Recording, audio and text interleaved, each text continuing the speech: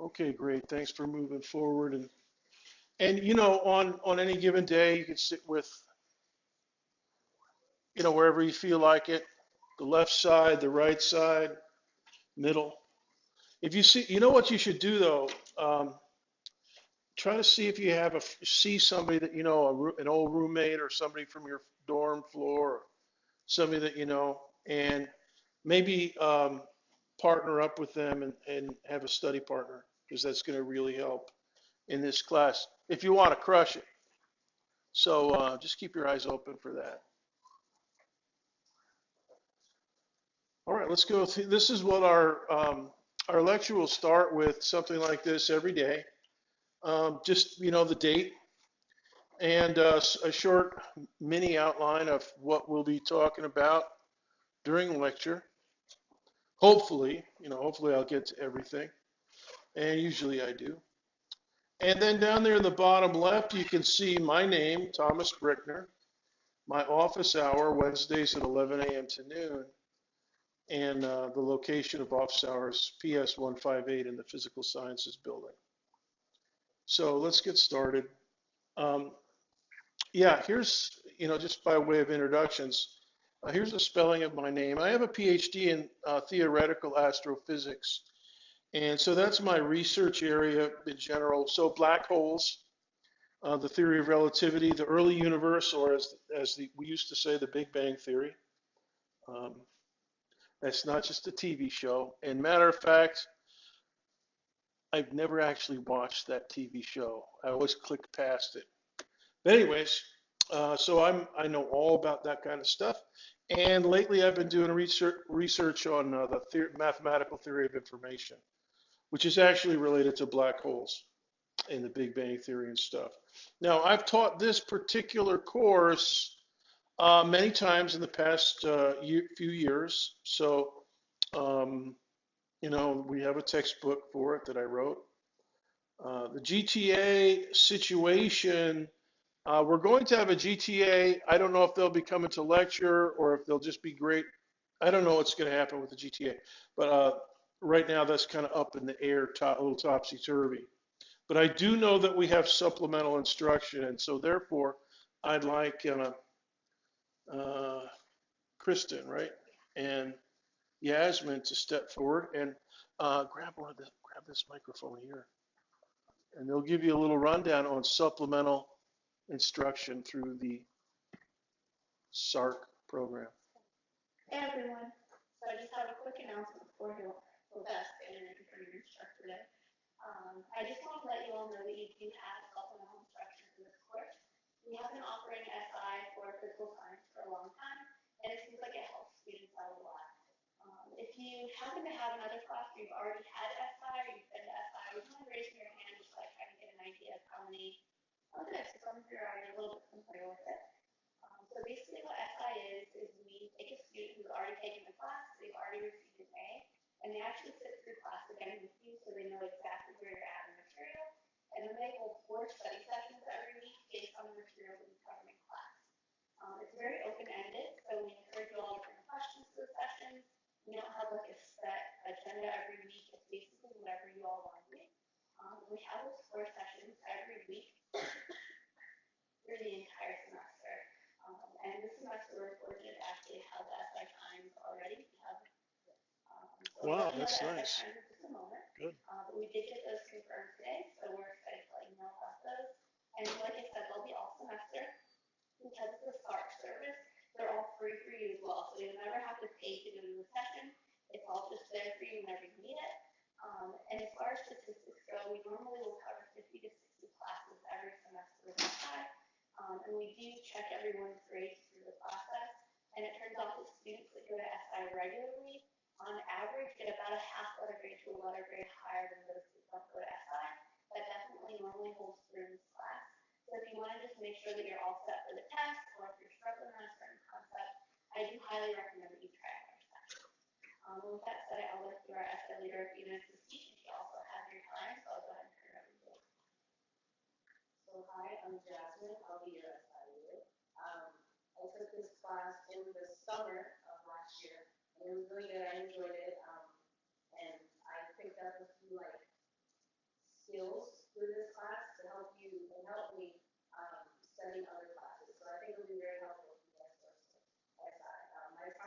today, 2:30 p.m. to 3:20 p.m. in TA 322. Wednesday, 3 p.m. to 3:50, and the business administration, one building, 126, and Thursday, 12:30 p.m. to 1:20 p.m. And then Nicholson, school of communication, 114. And then Mondays as well, 4 p.m. to 4:50, and DA 1, 225. If you want to have that like on your computer, so you can see it, because I went through fast, you just Google UCFSI WordPress, and then you go to the physical science section, and you'll find my name, so with the Y's, Jasmine, you'll have the locations and times. So you're going to have one today. Yeah. Excellent. And students, it's at Nicholson today? Today it's in the TA building. So Teaching Academy. Yeah.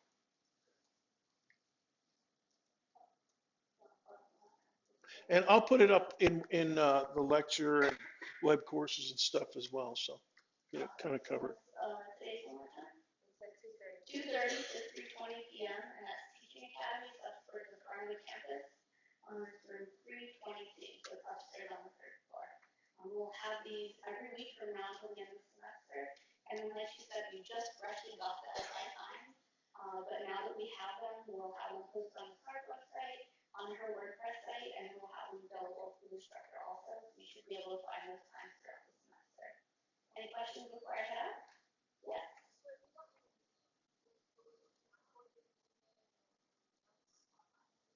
Good question. So we generally don't record the SI sessions. However, it is pretty common for our SI leaders to post things like notes and problems on the WordPress site. And each individual SI leader has their own WordPress site. So if you're not able to go to the session, I always recommend checking there. And then whenever you can make it in person, definitely do that. But they do post a lot of resources on the WordPress site, so that'll always be useful for you also. No problem. All right, well, I'm going to head out, but obviously our SI leader will be here with you. So if you do have any additional questions. I have a question. Sure. Is it required for students to attend the entire 50 minutes of SI? Awesome question. So that's never required. Although we do encourage you to go for the whole session when you can just pop in for 10 minutes and ask a question. It can be in the beginning, in the end. They'll be there for the whole 50 minutes, even if no one's there. So even if you're like running in between classes, you can only stop in for part of the time. You can definitely still stop in and ask questions. That's totally okay. Question. It should be turned over today now that we have the SI time, so we're going to put in a call ticket. We kind of got this class on like the weird like middle day, but that should be the time. They should be up to date on the WordPress site. So if you Google the SI WordPress, it should be up to date, and then by tomorrow it should be on our full website. Yeah, we'll be getting yo, dude, yeah. We'll be getting the schedule up in web courses. It'll be in our slides, PowerPoint. It'll be everywhere. So we just got it. I mean, usually it's the second week before we find out what the schedule is.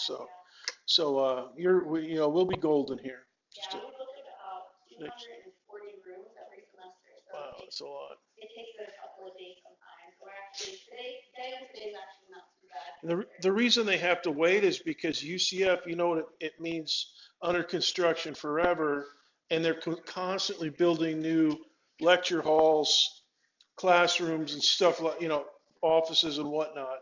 And so gradually, I guess it's starting to ease up a little bit because we usually have to wait for leftovers, but Yeah, this. we still wait to book up till after all the classrooms are done. Yeah, like for the classroom stuff. Another question?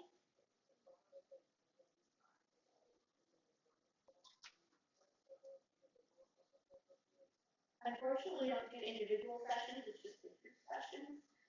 However, a lot of times our SI leaders will also do review sessions in addition to their regular sessions. So as you have upcoming exams, keep an eye out for extra sessions that will be added for that purpose also. And then also, I'd like to flag the WordPress site so that way when they post stuff after the sessions, you'll be able to get to that stuff too. What about the big mega review during study union? Yeah. Yeah, we'll also have a study union review. This is where all of our tutors and SI leaders will hold a big 2-hour session in the student unions. We'll take over the whole building for like 3 or 4 days. participating in that as well. So as we get closer to finals, your outside leader will tell you when that is. We'll have that on top of everything else as well. Very good. Any other questions before I head out? Awesome. So we'll keep you updated. If you ever need to find me, my name is Christy. You can find me on our website. Otherwise, your outside leader will be sitting in class with you, so you're more than welcome to ask questions in the future as well. Thank you all. And before you leave, Kristen, I just want to say thank you. You guys at Stark are awesome. Thank you so much. They're going to really, if you guys can go to SI, 1 or 2 times per week, it's going to really help. So, okay, good. SI. I want to talk about, SI a lot, but really the main thing that I want to talk about is physical science and the guy that started it all, Galileo. Professor of mathematics in Padua in Italy. And guess what? He was contemporaneous with William Shakespeare. They were both born in 1564, and they were both flourishing and writing at about the same time, although Galileo lived into old age, and Shakespeare died a little bit earlier than that. But so in other words, Shakespeare's writing plays and sonnets to Anne Hathaway and whatnot about the same time that Galileo's looking up at the heavens. And that's what our topic is. He has this very famous quote that really defines what physical science is. And let me just read it to you. And of course, he wrote it in Italian, so this is an English translation. Philosophy is written in this grand book, I mean the universe, which stands continually open to our gaze. But it cannot be understood unless one first learns to comprehend the language and interpret the characters in which it is written. It is written in the language of mathematics, and its characters are triangles, circles, and other geometrical figures without which it is humanly impossible to understand a single word of that book. And without these, one is wandering about in a labyrinth. So his whole program was to gaze at the universe, to observe, and try to make sense of it. To try to make it, render an intelligible account of it. So it's essentially writing. And his conviction, and this is the new thing that that he brought up, was the fact that it had the character of truth in physical science has a mathematical backbone. Now, he mentioned geometrical figures. Here's one: basic, right triangle. And we've all seen, a squared plus b squared equals c squared. We've all seen those.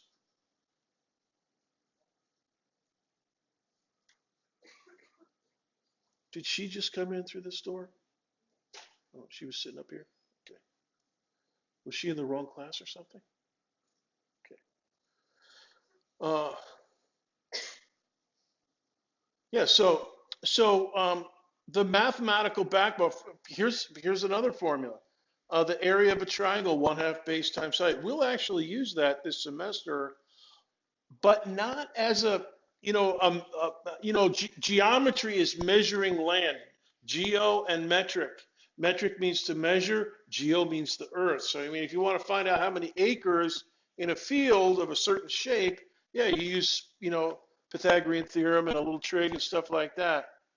But it turns out that a lot of things are spoken in a language that includes right triangles like that.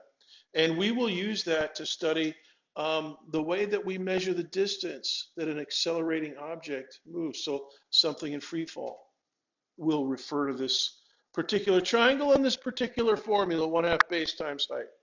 Here's another one. What is that? It's an octagon stop sign, right?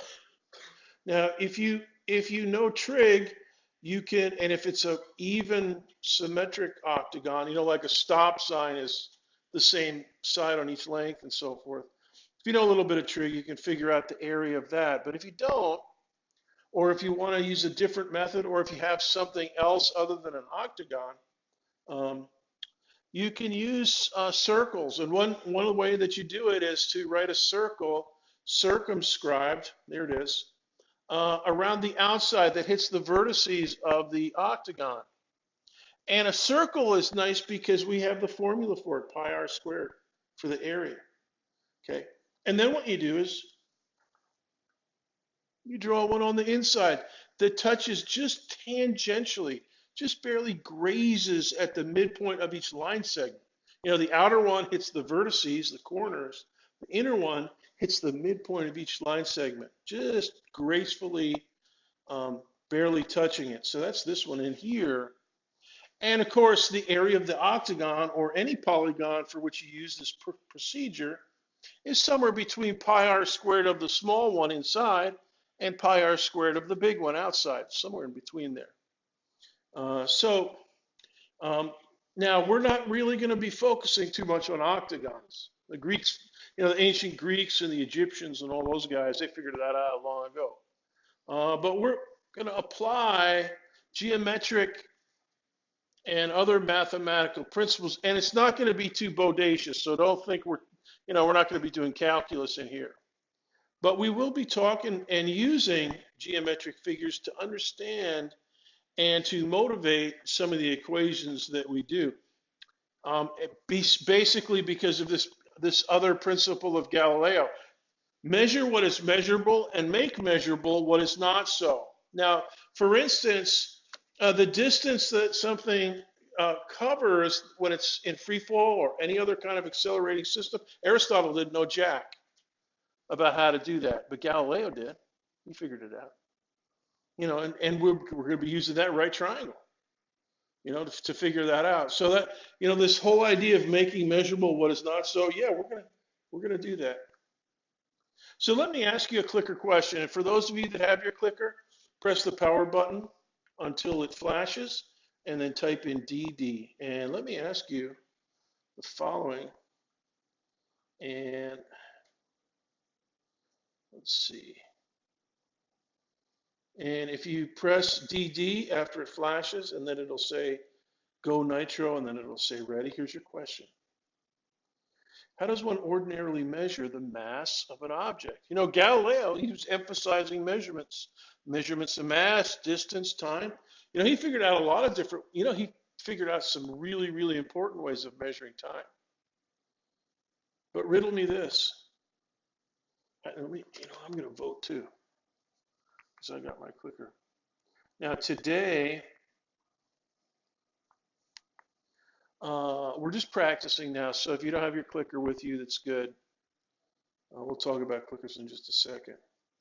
But yeah, we want to vote for one of these. Okay, 10 seconds to vote. 10, 9, 8, 7, 6, 5, 4, 3, 2, 1, 0.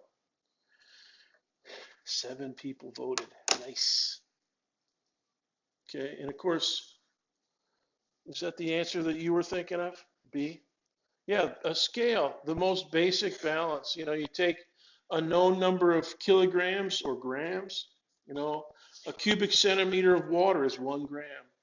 You put that in the left side, and then you put your object that you're trying to measure in the other, and you keep putting in grams of water or kilograms of water on the left side until it balances your object, and then you know, how many grams or kilograms you've got. Now, a couple things interesting in this, and go ahead and jot down this question if you haven't already in your notes. And by the way, when we're doing regular physical science clicker questions, you know, later this week and then next week, this is just kind of a simple practice question, just so you can know how to click.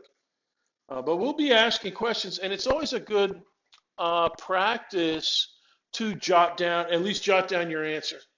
Now, I'm recording this, and I'll be putting this on YouTube, this entire lecture.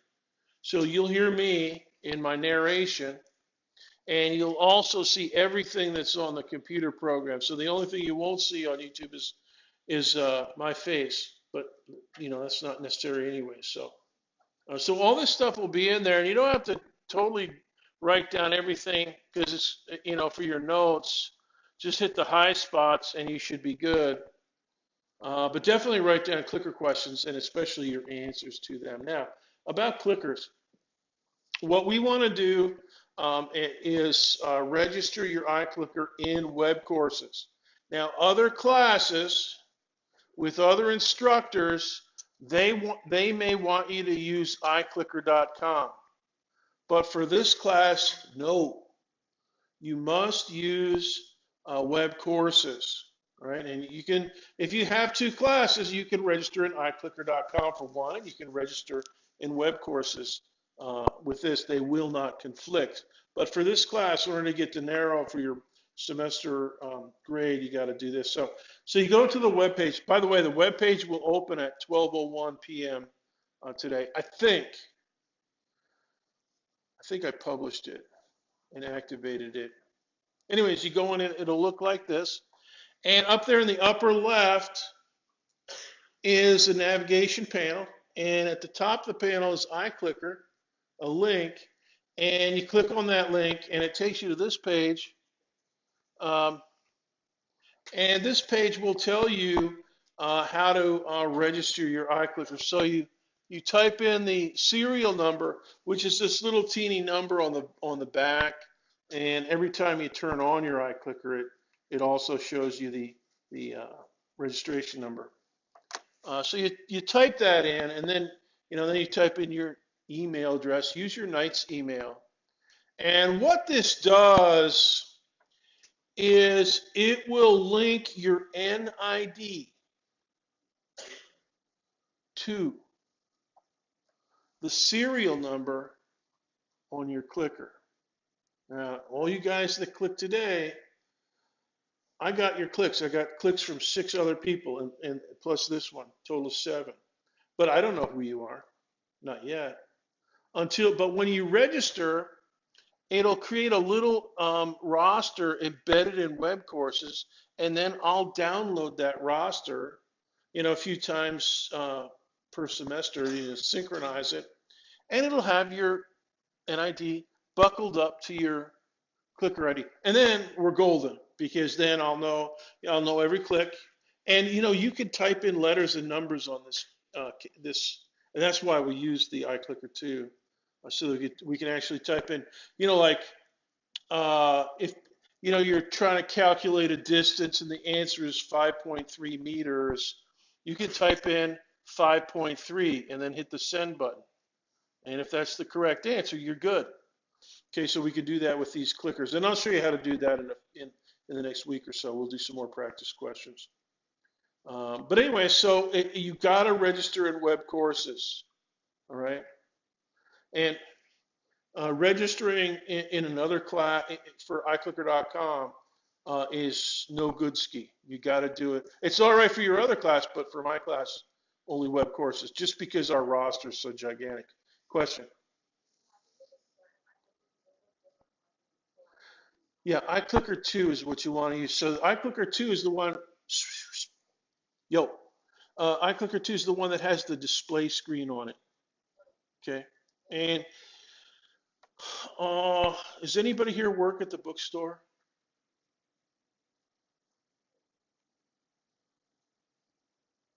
Okay, if you go to the bookstore, be very careful because sometimes there's a lot of mistakes made when they're handing out clickers. And just, but they got them over, I don't know, across the road at, what is that place called? Textbook Solutions? Do they have them over there? Anybody know? Because I think you can rent them and stuff. Anyways, by the way, if you have a roommate that has one of these iClicker 2s, and they're not using it from 10:30 to noon on Tuesday and Thursday, you can use theirs and just register it in web courses like I've been talking about, and just bring it to class every day. And you're golden. It'll work. Even if they're using it, for a Monday, Wednesday, Friday class or something like that, there's no problem. Just make sure you have it when, you come to class stuff. And I have some more comments on the syllabus um, when we get to that. So does that answer your question? Okay, good. All right. Yes. Question is, if you forget your iClicker at home or some other mishap, are you going to miss out on participation points? Theoretically, yes, but I have a built-in um, kind of a leeway factor, and we're going to talk about it when we go over the syllabus here in just a minute. So, question: the Reef application, can we use that? No, I'm not using the Reef application. We're just using the physical clickers. And I've been hearing some bad things about the Reef. What I heard is that sometimes students in a big lecture, in a big building like this, sometimes there's not enough capacity on the Wi-Fi routers. And so you're SOL if you're, using your phone or something like that. So, but there's always, room for this. So that's just keep it simple. And they're pretty reliable. So this thing will work. Now, one more thing I want to also mention. You guys that came in a little late, you're scattered around in the back half of the room. You might, it's okay for today, but in the future, try to move up here into the front half of the room and take your feet off the furniture. Okay, just like at home, right? And just come to the front because sometimes the clicker doesn't work all the way in the back. Like in the back corner over there. Because the clicker base unit is up here. It's like a little cell phone, but very limited range. So it doesn't go for miles. It just goes for maybe 100 feet or so. So sometimes I've noticed this with some students. They'll be in the back of the room and their click is not coming through, and then they come up about halfway down the aisle, and all of a sudden their clicks are coming through. So just a word to the wise, and that's why it's good if you can move forward. All right, now I want to go over the syllabus with you. So let me turn the lights up. And Yasmin, could you help hand out some papers? Young man, could you help hand out some syllabuses? Okay. Yasmin, give this out to the people in the center. Okay. Row by row. Just give them out in gobs. Don't count them. And you do the same, but over there. And then, and then this is for over there. Okay. For that, the left side of the room. Start over there. Okay, so we're just going to hand those out. So if you have, just hand them out fast. No, on the other side of the aisle. Yeah, thank you. Just hand them out in blobs, and if you have extras on your row, hand them back, hand them uphill. All right, and we'll get these out pretty quickly. You just take one. There should be enough for everybody. And let me bring the lights up.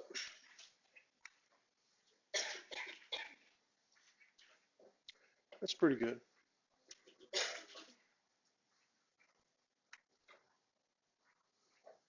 All right. So if you, who doesn't have any?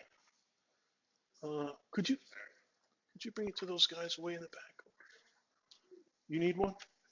Who's got extras? Dude, he's got a pile for you guys over here. Bring those to the back. Bring those to the back. Dude, yo, okay. Give one out there. All right, now all the way around over here to this side. Thanks, these guys are waiting. And thanks. And give one to Jasmine. And thank you for doing that. Appreciate it. You guys still need one? Okay. Anybody have any extras over here in the center? Over on the right side, anybody have extras? Okay. Don't count them out. Just give them out in blobs. And send 3, yo, send 3 over that way. Just give it to this girl here. Yeah, give 3 to this girl here, this young lady.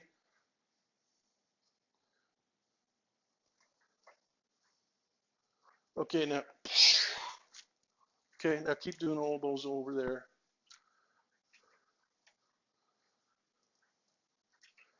Okay.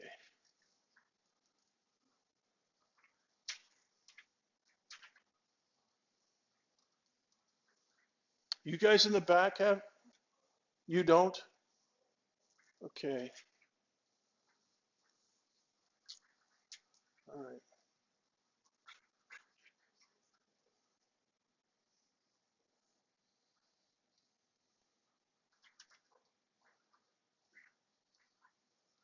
Okay. There's a couple in the very back. Can you guys raise your hand that you need a syllabus? Okay. All right. So we'll try to review the syllabus concepts here for the next half hour or so, and then maybe dismiss a little early. Okay, good. Thank you for helping me. Okay. All right, perfect. Boy, we got a lot of leftovers. That's all right. There's, the reason we're not going to be doing a lot of homework and stuff this week is the roster. There's a lot of turnover in the roster. People add and drop and stuff like that. So, anyways, let's take a look at this. Basic specs. My name's up there at the top. My phone number. Now, there's something special about the phone number that I want you to be aware of. I want you to take your ink pen and I want you to scribble it over because I'm hardly ever there. Okay? It's just not a good way to contact me. All right? But a very good way to contact me is messaging the inbox message system in web courses.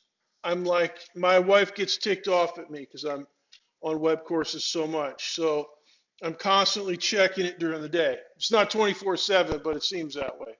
All right, so that's very good. Now, if you have the thing about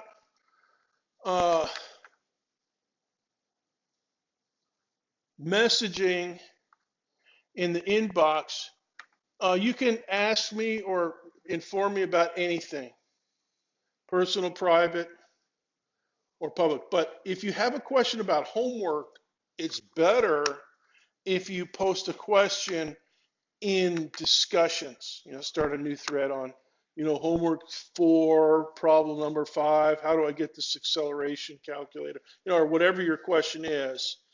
And then everybody, all your classmates will see it and be able to read my comments. And you may have a comment and, okay, here's how you do it. Okay. And so it's kind of like almost a virtual study group if you do that way.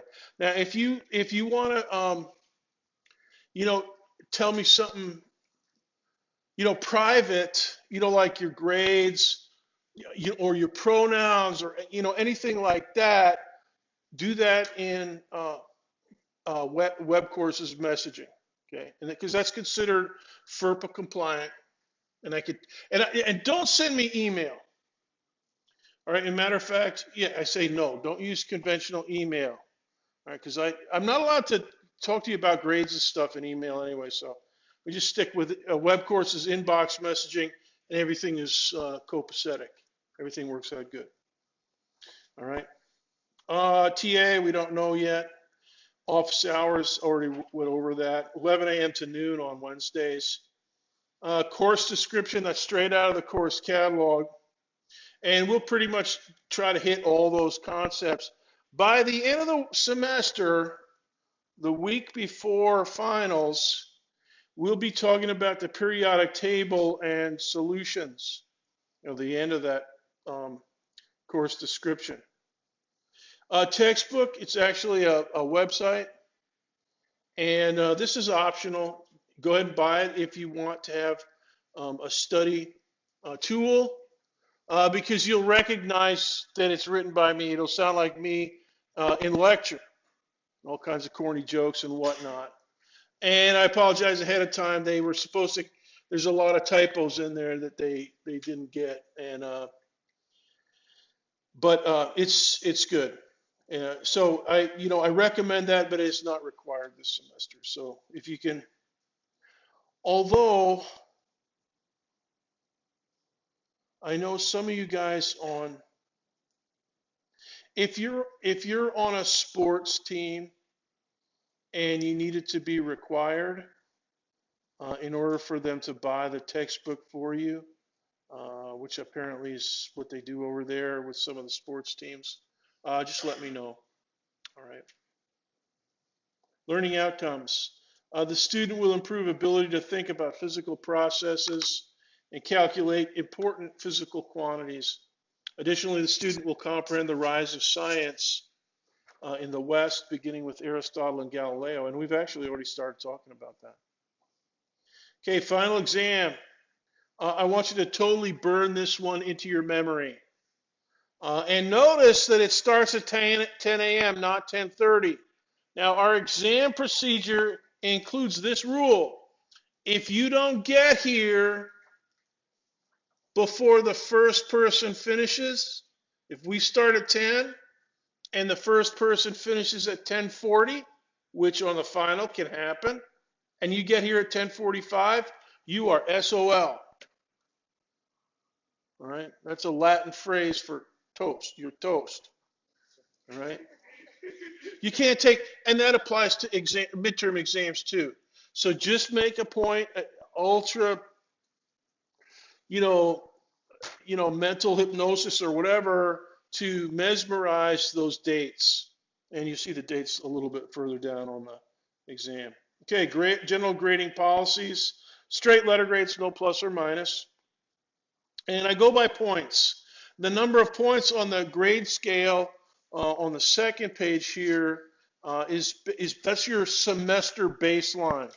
So the semester baseline is 250, and we want to be close to 250 points possible until the last week of the semester. Well, we won't be near there until the final, because the final is 100 points. But I go by points and not by numerical percentages or anything like that. It's based on percentages, but I go by points. I make my decision based on points. Okay, now here's kind of a sobering little blurb here. We've had some recent significant breaches of academic integrity and some severe punishments through Office of Student Conduct, including the Z grade. All right, and so we want to avoid that. So any cheating that I detect on exams will be punishable by no less than a 0 on the exam in question, lowering the semester grade, and up to including expulsion from UCF. And we've actually done that in past semesters. And thank God I haven't had to do a lot, but it's not something I enjoy doing. But we will do it. And just so you know, operating another student's iClicker is also cheating, so don't do that. If you're not here, don't give your iClicker to somebody to bring in here. We'll figure it out, and then you'll both be tossed. All right. Now let's keep going. Accommodations. UCF is committed to providing reasonable accommodations for all persons with disabilities. Dr. Brickner, that's me, shares the same commitment. Students with disabilities who need accommodations must be registered with Student Accessibility Services, SAS, over at Farrell Commons, room 185. The phone numbers are given there. And you have to do that before requesting accommodations from me. Students registered with SAS that need accommodations must initiate contact through SAS and Knights Access. I don't do it, you do it. Okay, so if you're a newbie freshman this semester or a second semester newbie, you've got to do that. Get the paperwork rolling them. And once you get that going, and I've got it for a few people. I don't know who it is. But get the paperwork rolling, we'll get it squared away. It's no problema. But you've got to initiate it. No accommodations will be provided until the student has used the SAS Knights Access system to request accommodations. Active duty military accommodation will be made as a matter of course as they become necessary. And we have that every, semester or two. We have some call-ups and whatnot. Emergency, please familiarize yourself with all exits to this lecture hall. So there's one over here, and then the two in the back. Financial aid surveillance. Okay. Let's go down the list here. A little bit behind the times here. As of fall 2014, all faculty members are required to to document students' academic activity at the beginning of each course. Now, the reason they do that is for auditing, scholarship funds and that kind of stuff. So it's like the IRS. You don't want them on your tail. All right. Now, so we're supposed to do that during the first week of the classes.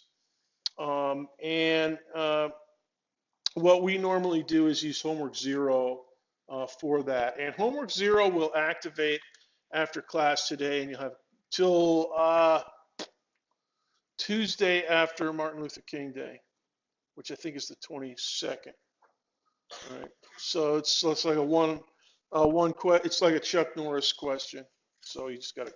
All they're doing is they're looking for clicks. They're looking for clicks inside web courses. So you can actually deliberately choose the wrong answer and still be okay for the federal accounting procedures.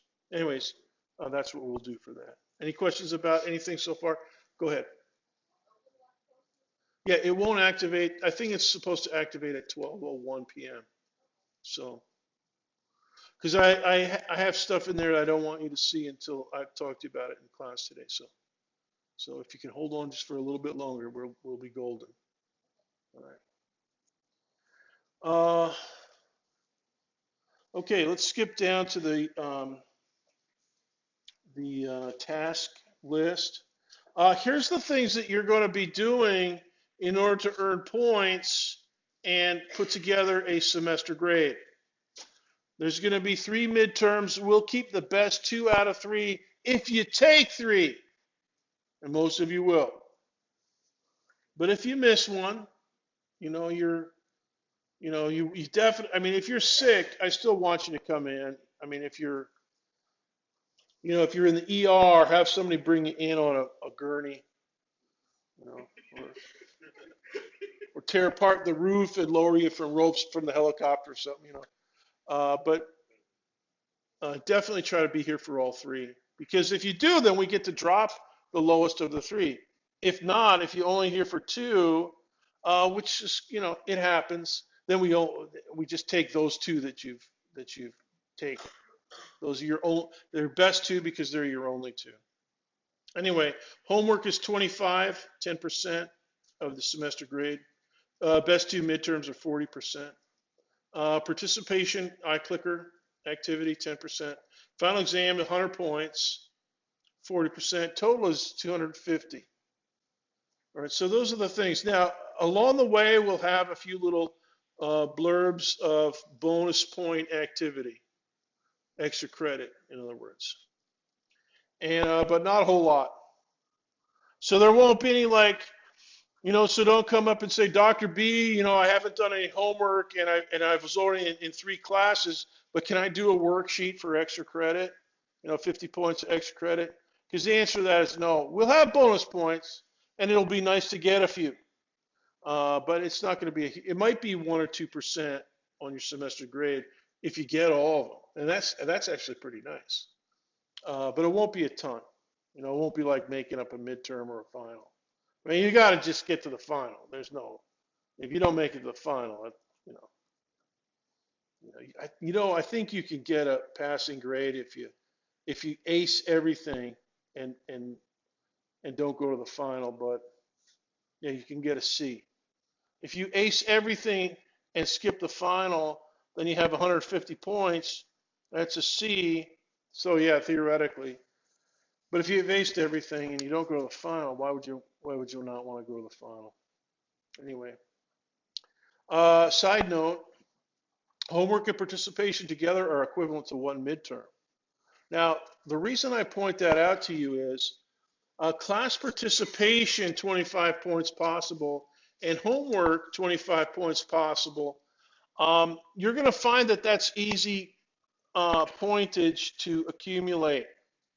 Now, we won't know what you have until the end of the semester, but because it goes on a percentage basis and so forth. But if you're here faithfully in class and clicking, and if you do all the homework faithfully, maybe 1 or 2 attempts, 3 or 4 attempts, you'll have good homework scores and you'll have good clicking activity, and you'll get 25 and 25, total of 50. So that's like having a midterm where you get. So if you have a stinky midterm where you're and I'm not going to look at anybody because I never know who's going to start crushing exams, but if you have 2 stinky midterms, a 24 out of 50 and a 31 out of 50, uh, those are a little bit stinky. But you have 50 out of 50 on your homework and participation put together. That's going to be nice, nice, nice. All right. So you want to, or, some of you might not have 25, you might only have 24. So you might have 24 and 25, 49 out of 50. That's still pretty nice. All right. So there's going to be a lot. There's usually a ton of people with 50 out of 50, putting homework and participation together. A ton, like half the class. And then there's going to be another third of the class, with 24 and 24, 48 out of 50, 47 out of 50, which is also pretty nice. All right, so just do that and you'll be in good shape. Final exam is 100. Now, one thing I want to make a point out to you, the final exam is double the size of a midterm. Now, we have a theoretical amount of time for each midterm of 1 hour. All right, so 100 point, and those are 50-point exams. So the final exam is 100 points. That should be 2 hours, but we'll have 2 hours and 50 minutes for it. So you'll have plenty of time on the final. You'll feel squeezed, some of you, to finish the midterms before the end of the lecture period. And we'll take them in here at normal class time. But the final, it should not be as much time pressure. I mean, if you feel time pressure on a midterm, chances are you'll be feeling a little bit less pressured on the final. Okay, questions about that table?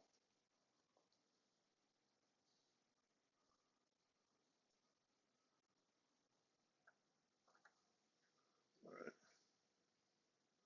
right, so this table here is, and I try to make it as simple as I can. All right, now here are the exam dates. All right, this is over on the second column now. February, they're all Tuesdays. So you'll have the preceding weekend to get ready. So our last, before each exam, we'll have a Thursday lecture. Then you have Friday, Saturday, Sunday, and Monday to study. Okay? And that means that if you find a friend or make a friend here in class to study with, you'll have 4 days to maybe, go over 2 lectures per day or 3 homework assignments per day. Whatever you want to do for your study procedure. Okay.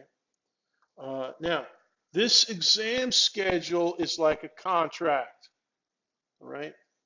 And we simply have to stick to it since there's so many students in this section. So what that means is we're not going to have any makeups. We're not going to have any early exams. We're not going to have any late exams. So we're only going to have these exams on this schedule. So if you don't make it, it's tough toenails. All right? So you just got to, press yourself and say to yourself, I'm going to make it. All right? And for you newbie freshmen that haven't, been through too many exam weeks, you got to make sure your exams, your alarm clocks and stuff are like ultra reliable. Maybe get 1 or 2 more for extra safety. And I don't want to hear anybody telling me, well, I slept through my dog ate my alarm clock, so I missed the final. So now you guys that are seniors, there's a lot of senior psych majors in here. You guys know the ropes. But you got to be on time. Midterm exams too. Now, on final exam week, make sure your schedule is clear on Tuesday, April 30th, 2019, until mid-afternoon or so. You know, the exam formally closes at 12:50.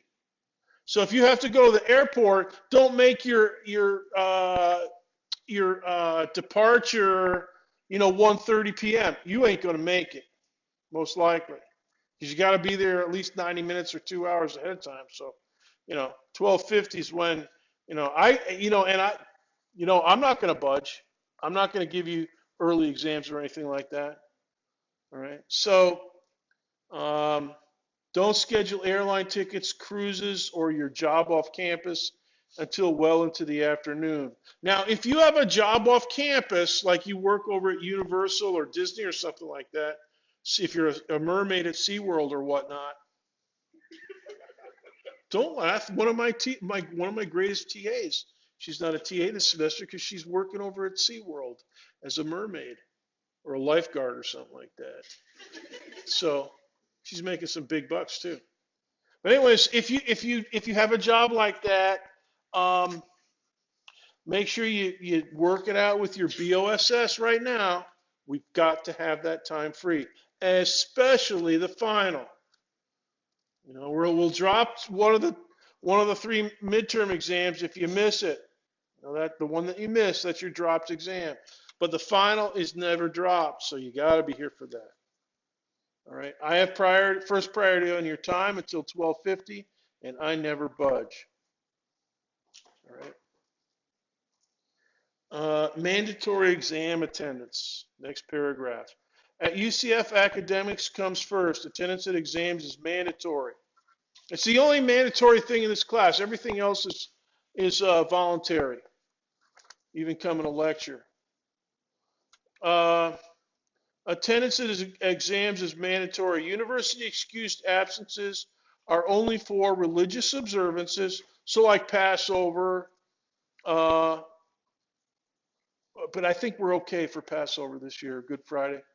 Um, Intercollegiate athletics and activities, military call-ups, and university verified family or medical emergencies. Okay, so that's like hurricanes. Remember last fall semester, 2 fall semesters ago, when, what was it, Irma was blazing through, and we lost over a week of school. That's what that last sentence is about. That's definitely a family and medical emergency. All right, weddings, plane tickets from Priceline are not legitimate excuses. It is physics department policy that making up missed exams will only be permitted for university excused absences. Authentic justifying documentation must be provided in every case and in advance for university sanctioned activities. Now, if you're on a team or a club or something, you have travel dates, your advisor or your coach will give you something called the program verification form. Okay? And you just give that to me the next week or two and we'll get you squared away. Right? So we'll handle it. Okay. At the discretion of the instructor, the makeup may take any reasonable and appropriate form, including, but not limited to, a replacement exam, replacing the missed work with the same score as a later exam, or allowing a dropped exam. Circle that last phrase, allowing a dropped exam. Circle that on your handout. Allowing a dropped exam. Circle it, underline it. That is what we will do. This paragraph I just read to you, that's standard for all physics classes. In this class, what we specifically do is we allow a dropped exam. Best 2 out of 3. And so just circle that and underline it, and just remember that's how we handle it. Okay, and that also holds if you're in the hospital. I mean, I said come in on a gurney or something, but that's kind of joking around with that. So if you're really in the hospital, you can't take your exam, but it's still going to be best 2 out of 3, and that's going to be, even if it's excused absence, it's still going to be your dropped exam. And whether it's excused or not, unexcused, for whatever reason, the cops pulled you over for speeding or whatnot, which I've had, teaching in the University of Central Florida, I've heard some really good excuses for missing exams, and especially missing finals. Um, so, anyways, but excused or unexcused, in jail or in the hospital, that's going to be your dropped exam. And hopefully it won't happen during the final exam on April 30th. But if it does, just make sure you're good on April 30th. All right, now here's a semester grading scale. Okay, and so it basically goes 90%, 75%, 60%, 50%, and then F is less than 50%. So our semester baseline is 250 points. So half of that 50% is 125. 60% of that is 150. 75% of that is 187.5, so we round up to 188. And then 90% of that is 225. So if you get 225 points, exams, homework, participation, and maybe a few bonus points thrown in there, you get an A.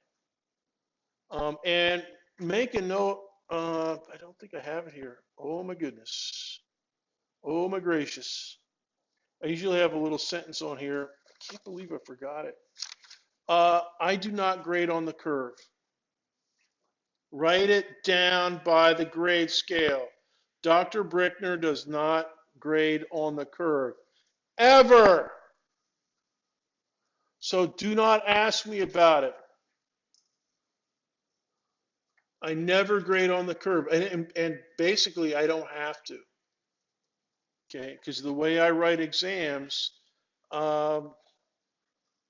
things come out pretty swimmingly for most students. If you're here in class faithfully and doing homework faithfully, you might not take down an A on each exam, but you're gonna, get a decent grade, like a C or something like that. Question?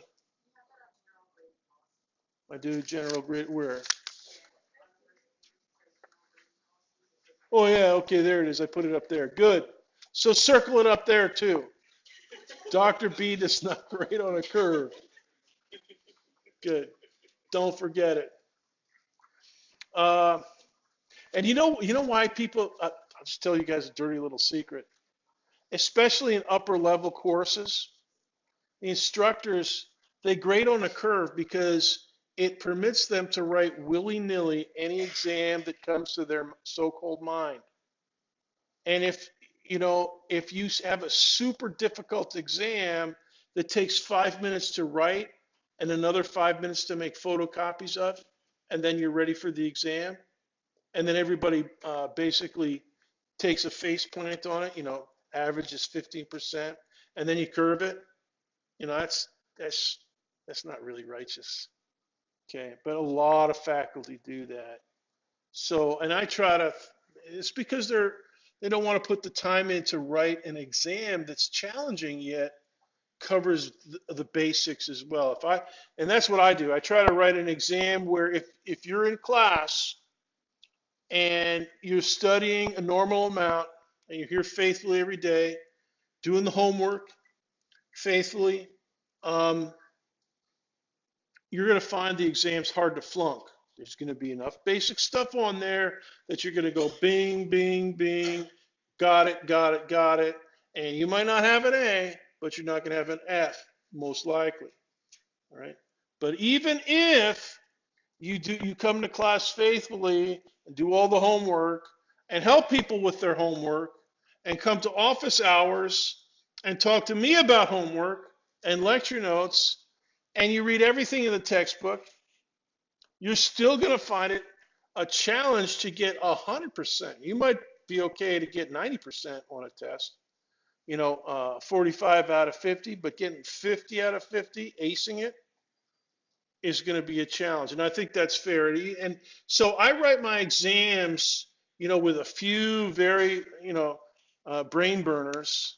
that are really going to challenge you, and then a good number of basic questions that pretty much are important, but everybody's going to know. And so it works out pretty good usually.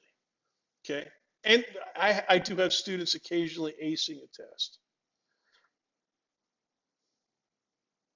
and I can look around this room and I can see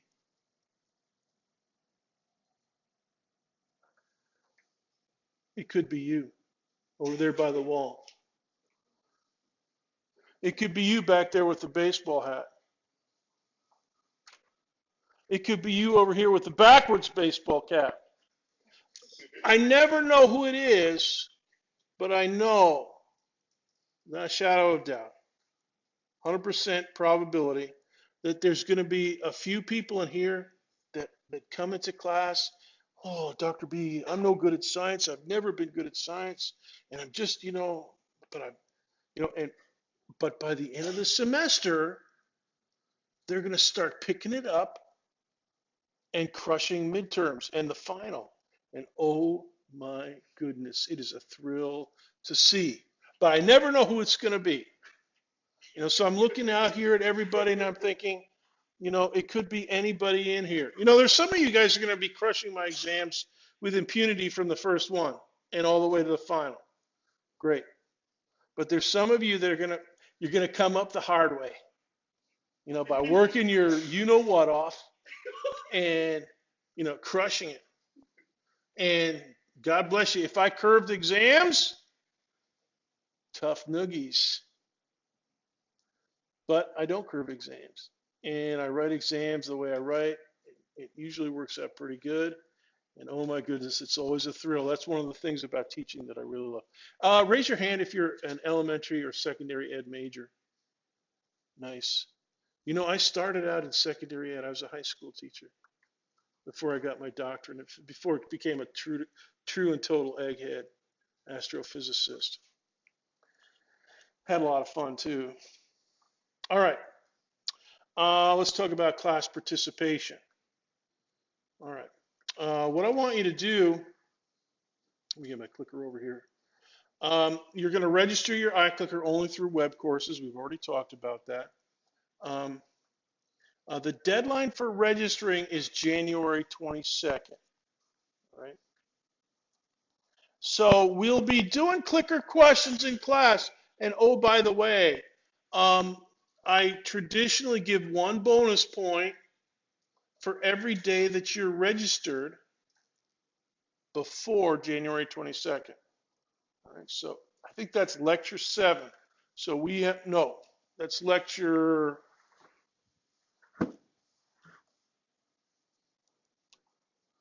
5. So we have 3 more lectures. If you can get your clicker registered and stuff, I'll synchronize it and I'll know who's registered. And then you get a bonus point. So you start off the semester with a bonus point, 100% on your grade. So I'll do that for so get your clickers registered ASAP, but then January 22nd, that's not practice anymore. That's regular participation activity. Now, as I mentioned before, there's a leeway factor in case you miss 1 or 2 lectures. Okay, so here's how it works. You have to get all 25 out of 25 points, you have to answer 85% of the questions. All right. So that means if you miss 1 or 2 lectures, if I ask over the course of 26 lectures, if I ask 100 questions and you miss a couple, but you still have 85 questions answered, you're golden. Okay. That's 25 out of 25, just automatically. All right. So if you're over 85%, but if you're below that, when we work it out as a proportion of 25, and I'll show you how to do that in a few weeks after we have some participation pointage, some participation activity on the books. But yeah, if you answer 85, and that means answering, not answering correctly. Right? So if you if you answer 85% of the questions, but you don't have them all correct, that's all right. You're participating at the 85% level. Ding, 25 points out of 25 for your semester grade. So we'll convert that over, and I'll do it a couple, 3 times during the semester, so you kind of know where you are pointage-wise with participation. And it's a tricky calculation, but I'll show you how to do it in lecture 2, 3 weeks from now, maybe after the first exam. Okay. Now, if you're above 85%, just put yourself down 25. Question. Are the questions generally at the beginning of class? There's no pattern. It's just whatever I feel like doing. Sometimes I got a bunch at the beginning. Sometimes I have a bunch at the end. Sometimes they just come. Because I'm asking questions, not to give you something to do, but because asking questions and getting answers, you guys thinking through an answer forces you to think. And that's what I want you to do. And you're gonna, when you're doing a tough clicker question, a third of the way through lecture, I'm gonna encourage you to work with your neighbors. You can't do that on a midterm or the final, of course, but working with your neighbors in class during clicker questions, oh yeah, very good and very helpful. All right, so and that's because that also helps you to think about, what is it we're trying to decide here? What are we trying to calculate? And so that's good. Any other questions about clicking? Yes.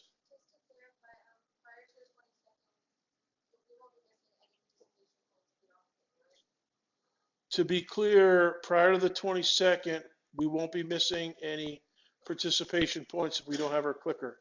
The answer to that is yes. We'll be clicking. It'll be for practice. It'll be for bonus points. Everybody that's registered, will have a bonus point. But, if you don't get a bonus point, it's not a penalty. It's just, so no skin off your nose. But January 22nd, yep. Get your gear. And if you're having a hard time getting a clicker or something, just let me know, and I'll try to help you get a clicker or something like that, whatnot.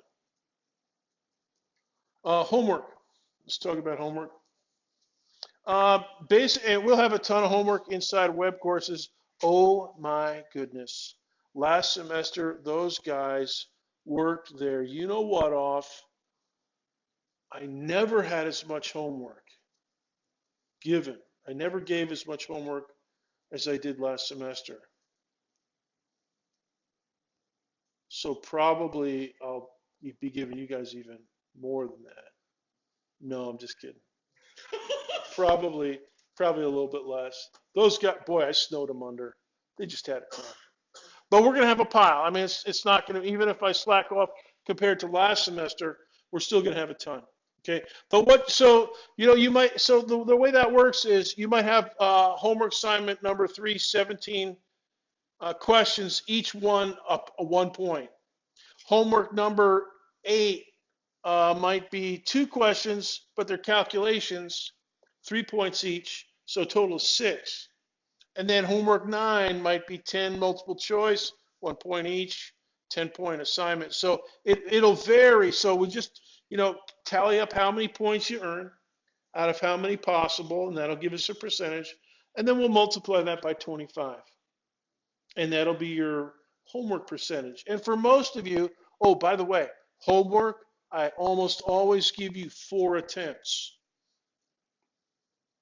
So you can burn 1 attempt, then look at where your errors are, and then go study a little bit, talk to your study partner, go to SI, and then do another attempt. And hopefully, by the time you've gone through 4 attempts, you'll have a good high grade on that assignment. And most students, do a really good job on their homework. So that's how we work that. So it's straight percentage point. The clicking is based on the 85% baseline, but homework is based on 100%. So whatever you have percentage-wise, that's how many points out of 25 you get. All right. Any questions about homework? Yes. You can, yeah. The SI leader will work on, they'll, the SI leader and also office hours with me, we can work on homework. And they, the SI, the agenda is basically controlled by what you guys want to do. So, and the same with office hours. So you come to office hours, if you have a question, that's what we do. I'm just, I've always got something to do. So nobody's there. I'm just working on grades or whatnot. So, all right, let's keep going. Exam procedures. Almost done here. You must bring a number 2 pencil, a good eraser, a UCF Scantron, the raspberry colored one, and your iClicker 2. We'll use all of those on midterms and the final. And the iClicker 2 is actually a way for us to to do calculations on a midterm and possibly get partial credit if you don't get it 100%. A lot of times with iClicker 2, so if you type in 53 instead of 5.3, I'll think, oh, they forgot the decimal point. I'll give them partial credit, and so it actually is a nice thing to use iClicker 2. You can use a basic scientific calculator like this one on the screen over here, and that's good. Anything with a square root key, we were rooting through some old papers at home the other day, and we found this little, supermarket job with a square root key on it, and still worked. And yeah, that'll work. If you don't have a calculator, you should still be okay with doing longhand paper calculations like in 6th grade. Here's the rule I mentioned already. You must be on time. Late arrival after the first student finishes means you cannot take the exam. Question?